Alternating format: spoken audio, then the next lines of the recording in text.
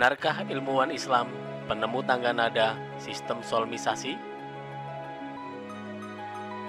Dikutip dari inilah.com, dari berbagai macam nada yang pernah kita nikmati, terdapat 7 tangga nada yang menjadi pakem secara global. Lantas, dari manakah asal mula tangga nada yang menjadi dasar notasi musik ini? Benarkah ditemukan oleh ilmuwan Islam? Tersebutlah satu nama ilmuwan dan komponis asal Prancis, yakni Laborde, yang pertama kali mengungkapkan fakta bahwa notasi musik diciptakan oleh sarjana muslim. Hal ini menampik pernyataan bahwa pemusik Italia Guido Arezzo yang terkenal dengan teori Guido-Hen-nya yang menemukan sistem solmisasi. Bahkan dalam bukunya, Laborde menulis secara fisik tampilan solmisasi berabjad Arab itu berfungsi sebagai model yang ditiru oleh Guido Arezzo. Laborde pun tak sendirian. Seorang komposer Eropa lainnya, Guillaume André Filote, meyakini bahwa solmisasi merupakan ciptaan orang-orang muslim. 7 tangga nada, yakni Do, Re, Mi, Fa, Sol, La, Si, diyakini diambil dari bunyi huruf Arab, yaitu Dal, Ro, Mim, Fa, Sod, Lam, Sin. Demi menutup argumennya dengan meyakinkan, Laborde membuat monograf perbandingan secara kritis antara model solmisasi temuan ilmuwan muslim dan solmisasi yang dibuat oleh Guido Arezzo. Disimpulkan bahwa Guido-Hen tidak lebih dari hasil contekan model notasi yang ditemukan oleh ilmuwan muslim.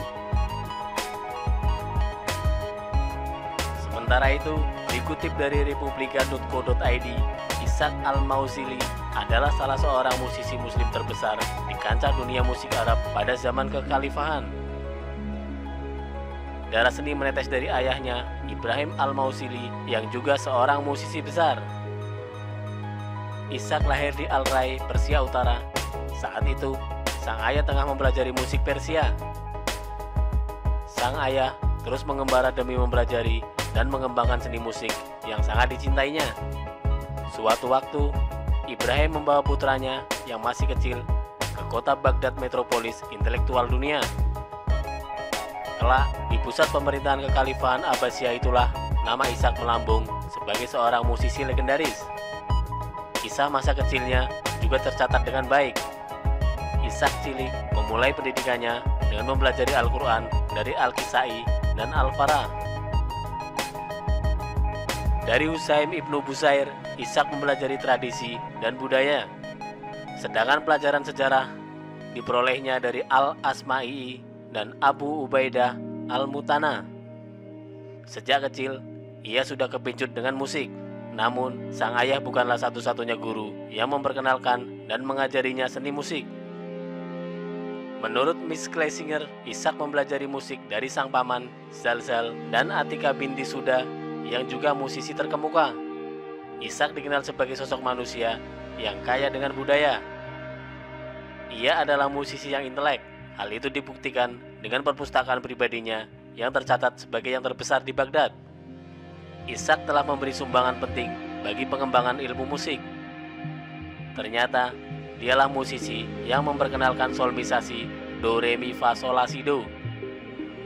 Ishaq Al-Mausili memperkenalkan solmisasi dalam bukunya Book of Note and Rhythm dan Great Book of Song yang begitu populer di Barat. Musisi muslim lainnya yang juga memperkenalkan solmisasi adalah Ibnu Al-Farabi dalam kitab Al-Mausikul Kabir. Selain itu, Siryab, seorang ahli musik dan ahli botani dari Baghdad, turut mengembangkan penggunaan solmisasi tersebut di Spanyol jauh sebelum Guido Arezzo muncul dengan notasi Guido-Hen-nya.